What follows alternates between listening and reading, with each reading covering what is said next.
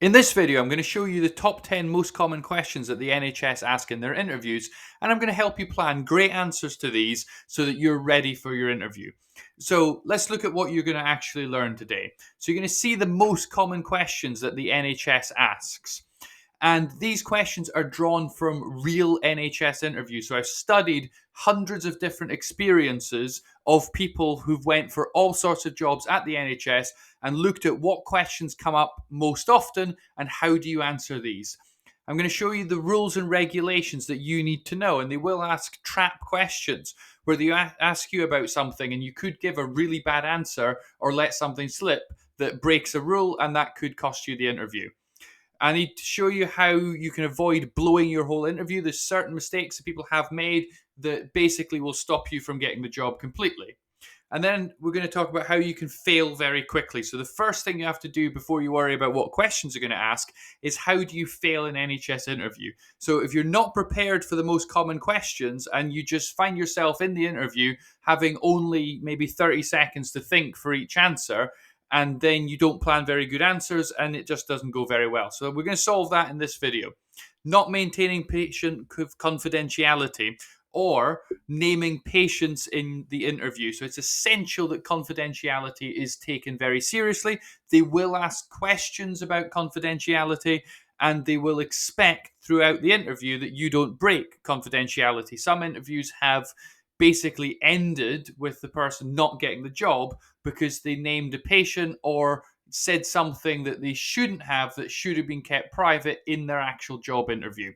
Not demonstrating key skills and values. So you've got to show that you have the skills to do the job and also that you have the right competencies and that your values align with the NHS's values to be successful. Turning up in unprofessional dress could cost you the interview. You should be smart and very professional for your interview. And then they will ask you to bring certain documents to your interview, like, for example, a passport, proof to work in the UK, those sort of things. And if you don't bring the documents, they may actually refuse to interview you and it could cost you your whole interview. So make sure you don't fall for any of these. And then we can start looking at the questions they might ask. So the first question we want to look at is how would you deal with an aggressive patient? And unfortunately, this is a big problem within the NHS, and they're going to be interested in knowing that you know how to deal with this in the right way. So I'm going to basically give you a list of things that you can talk about in your interview to show that you've got the right knowledge. So the first thing you talk about is preemption. So the first thing that practices and NHS hospitals will do is they will try and preempt this. They will have records of patients who have previously presented with violent behaviors, and there will be some preparation in place for these patients to be dealt with correctly. Then you want to say that you're going to avoid provocation. So you're not going to provoke them, you're not going to upset them, you're not going to make the situation worse. You're not going to be confrontational, for example. Then you're going to say, and make sure you do say this, that you're going to remain calm. That's the most important thing you can do when confronted with aggression, because if you're aggressive back, the aggression will get far worse. If you make an aggressive person feel threatened and in danger, the reaction is going to be considerably worse. So remaining calm is absolutely essential. Then you say that you're going to assess the situation. You have to think, is this someone who's just a little bit annoyed and is having a bit of a rant but isn't actually dangerous and you can see them calming down? Or is this someone who is armed with a weapon and presents an immediate danger that has to be immediately dealt with? So you have to assess the situation and make the appropriate judgments. You may need to seek support if needed. So if the patient is extremely aggressive and very dangerous, you would need to get police support, you would need to get security, and you would have to have some support to deal with that to make sure that everyone's kept safe. You're going to also use the word de-escalate. That's absolutely essential when you're presented with an abusive patient. So you want to be thinking about what is triggering them, what is upsetting them. You don't want to, for example, just say, no, you can't have that. You want to maybe use phrases like, we can look at that, we can have a discussion about that, to try and get the situation back under control. It's all about calming the situation down and removing the aggression. Then, if possible, and if it is safe to do so, you will want to move this aggressive patient away from public view. So you don't want this to be kicking off in the waiting room, for example, among lots of young children. You want to be moving that away if it is possible to do so. You're going to also say in the interview that you will always use your training. So you will do what you have been trained to do in this situation. You can just say that as a simple standalone phrase. I will apply the training that I've been given on dealing with this situation alongside the things that you've just talked about. And lastly, make a point of saying that you will prioritize safety, that the most important thing to you is making sure that staff and patients are kept safe throughout this situation. So basically, if you talk about all of the things on that list, feel free to screenshot anything in this video and you can plan an answer around these sort of points. So let's now move on to another question, which is a relative calls asking about test results. What do you do? And they often ask questions like this where they'll give you a scenario that involves confidentiality and they're waiting perhaps for you to give the wrong answer. For example, you can answer this question by saying, well, they're a relative, so they get to know. You know, if it's a husband calling about their wife's test results, well, of course they get to know. And that would be a terrible answer and would potentially, and I would suspect probably, prevent you from getting the job. So when you answer this, there's certain things you need to get in the answer. So it's not good enough just to say no. You have to show knowledge. The first thing is you talk about the things that you need to show that you know. Then you need to give them reassurance that you're not going to do the wrong thing, and then you answer the question. So you talk about the knowledge, then you reassure them, and then you actually answer the question. So you may give quite an extended answer to this, but what it does is it shows that you have a deeper understanding. If you just simply say, I would refuse this, that's not fully showing all of the knowledge that you have and actually accurately answering the question. So you're going to start by saying that you would know exactly what the confidentiality policy is and you would follow the correct NHS procedures in line with the published confidentiality policy, because that's what dictates who gets to know what and why. Then you're going to talk about basic medical ethics. You're going to say it's a principle in basic medical ethics that medical records are confidential and that they can't be shared with other people, and that it's a breach of medical ethics to be disclosing test results to other people without consent. Then you have to know your legal obligations. You are dealing in and handling extremely confidential information. You might have someone's cancer test results. You may have the knowledge that someone is tested positive for HIV, for example, and you may know that before the patient does. And if you're telling a family member about that before the patient, that's really outrageous. And so that's a breach of your legal obligations. You're not managing the data correctly. So mention that you have legal obligations on how you handle confidential information. Then you start reassuring them. So you've talked about the knowledge that you have. Now let's reassure them that you're going to do the right thing. So say you're going to always protect confidentiality at all times. That relatives do not have an automatic right to know. There are certain situations where relatives are involved in the care, where people have diminished capacity. Think about, for example, someone who is on end-of-life care for dementia. There's different arrangements in place there, but they don't automatically just have a right to know. Just because two people are married doesn't mean the other partner can know every single thing about their medical conditions and have the right to ask. It's not an automatic right.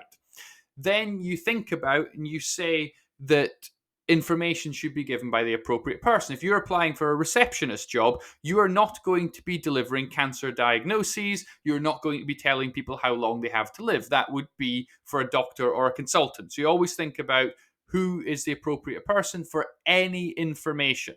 Who is the person that makes the decision about what's disclosed, and who is the right person to disclose any of this information, particularly to the patient. So always make sure that it's the appropriate person who is talking about these results. Then you answer it. So you would say in almost all cases, this would automatically be refused.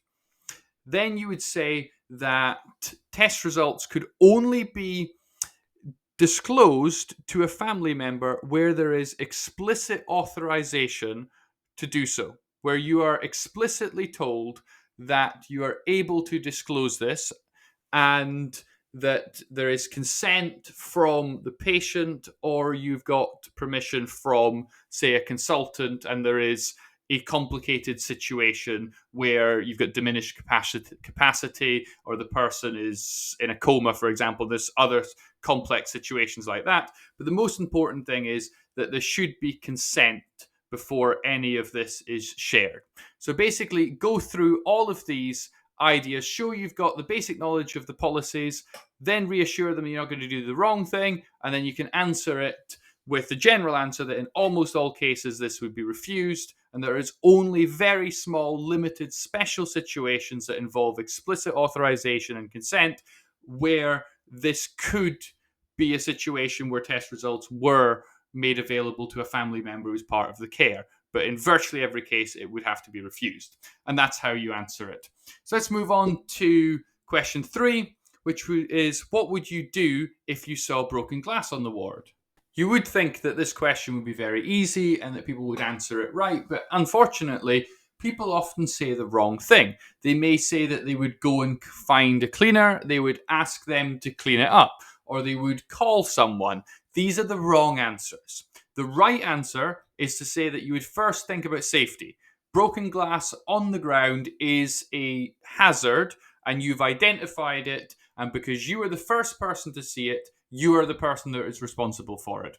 And there is an urgency to it. It's not something that can be ignored and you can come back to. So you start by saying that there's a safety issue here, you've identified it, you're going to take responsibility for it, and you're going to deal with it urgently and then sort it out.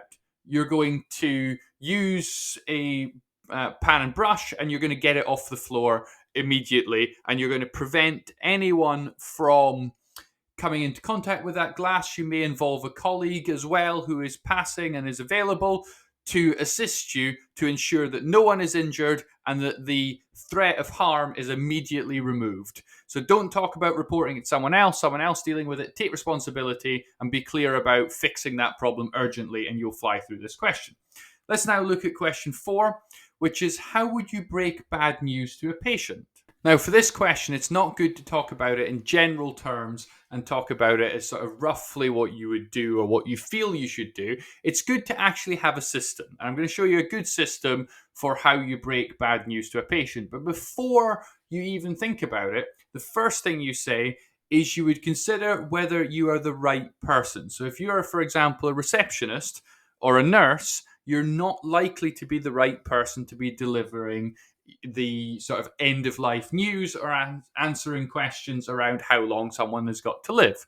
These are not appropriate. So you're always thinking, am I the right person to break this bad news? Am I the appropriate person, and am I authorized to do so?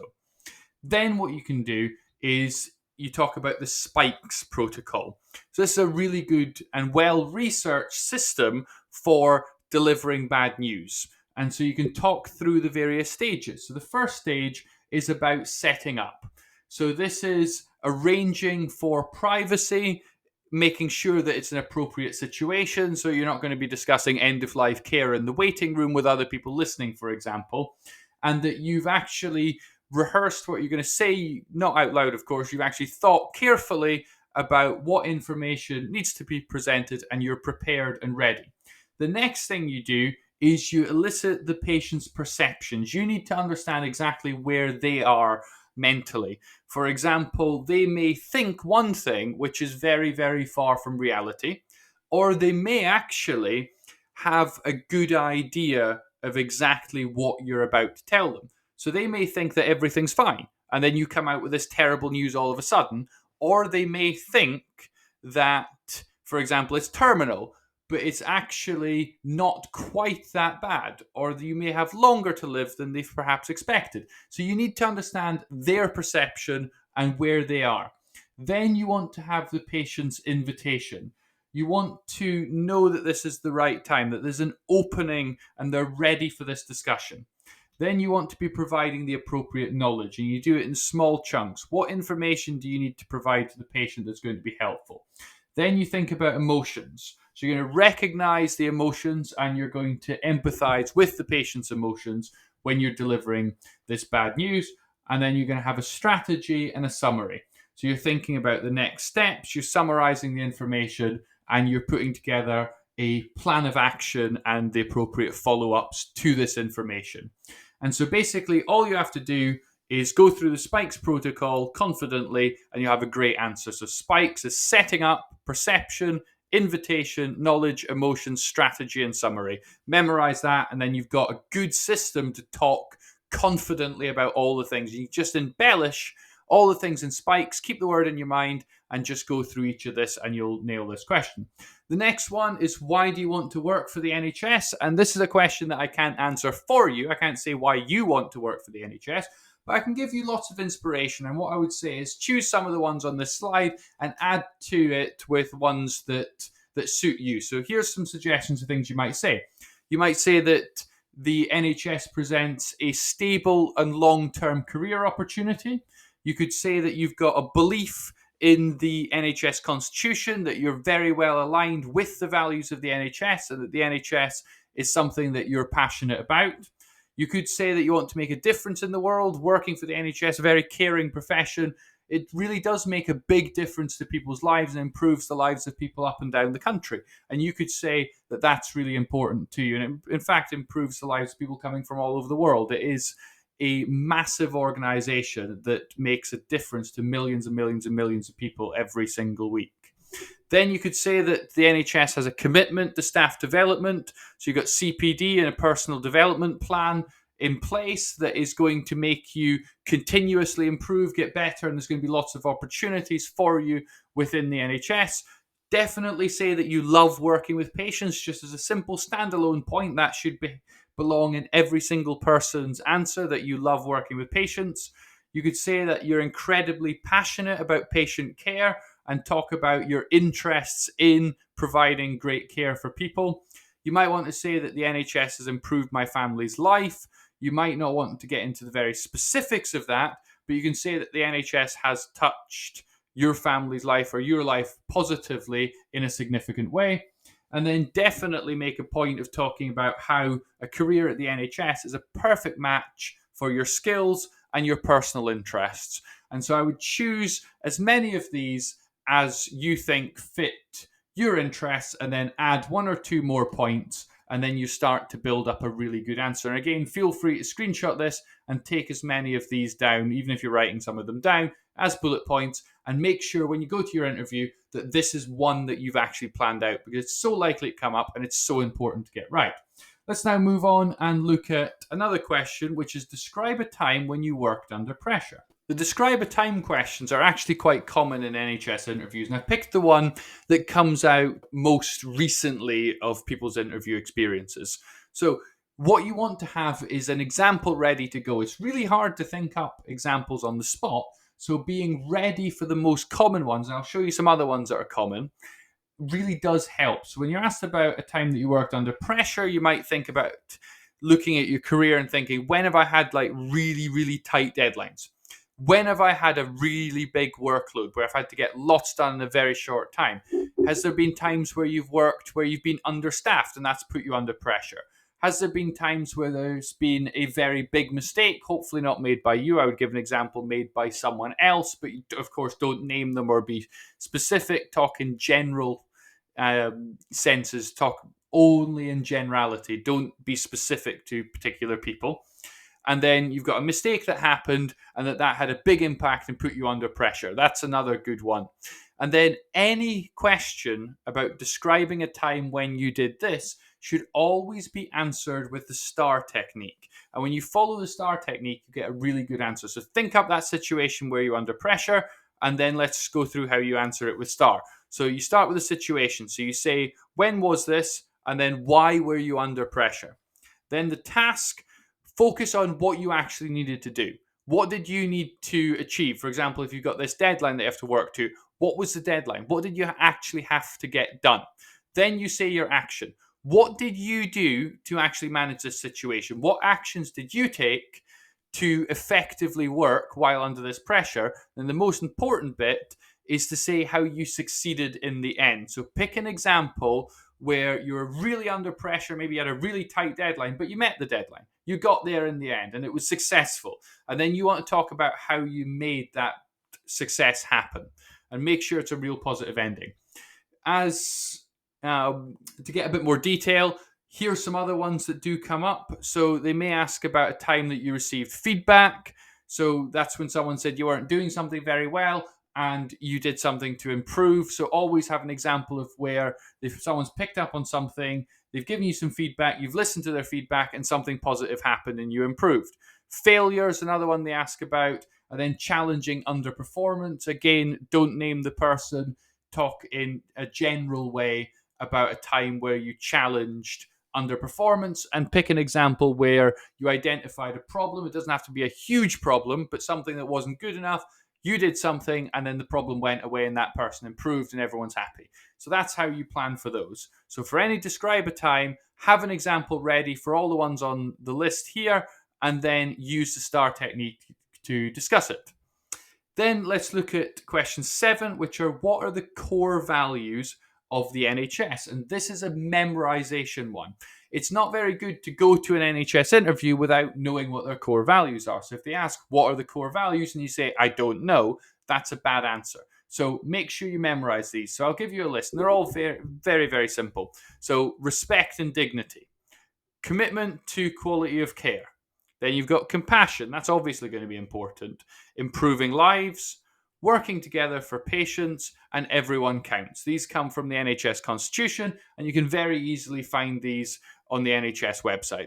So make sure you're aware of the most up-to-date values of the NHS. They may change the wording slightly, so I would double check on their website what the current ones are and memorize them and make sure you're ready with them for your interview. Then we've got question 8, which is a very general one, and perhaps your interview might start by being asked this one, which is tell me about yourself.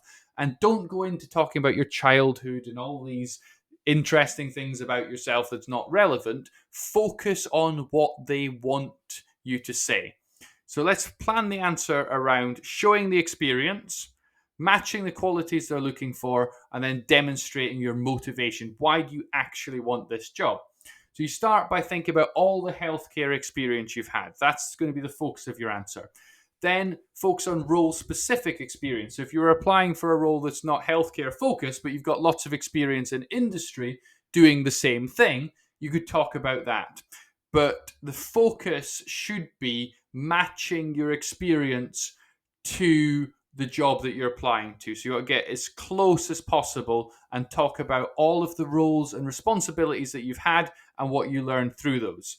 Talk about your relevant qualifications. So if you've got any qualifications at all that are relevant and make you better at your job, look at the job description. What qualifications and knowledge and skills are they looking for? And make sure you list as many of those as possible. And think about all the skills that you've developed. A good idea is to really look carefully at the job description. And when you're answering the tell me about yourself, be saying all the things that you've got that match the job description. Then qualities, definitely say that you're compassionate, caring, well organized, and very professional.